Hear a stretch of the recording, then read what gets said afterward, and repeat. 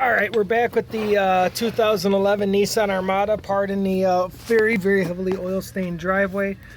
So I had a leaking power steering line. I just replaced it with a new one. There's still oil dripping. I didn't wash the truck yet. All I did, now bear with me for a second, I connected the line here and back up to the reservoir. That's all the new stuff. I left this because there was no reason to replace this hose and it was really tight getting in there.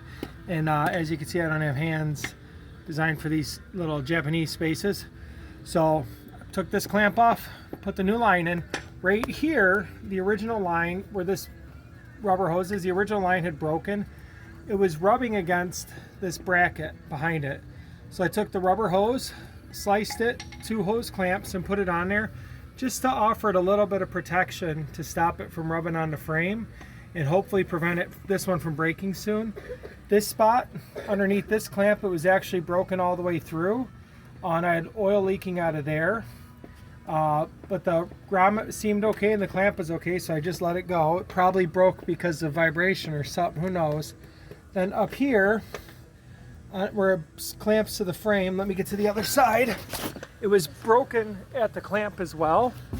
And so what I did here, took another little piece of the old hose, cut it, slipped it over the tube.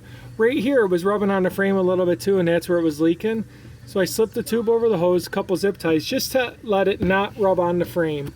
It clears everything else. It's all together. There are no leaks in the system now. So a couple little pieces of rubber hose for some preventative maintenance. Filled it up. No leaks. Happy camper.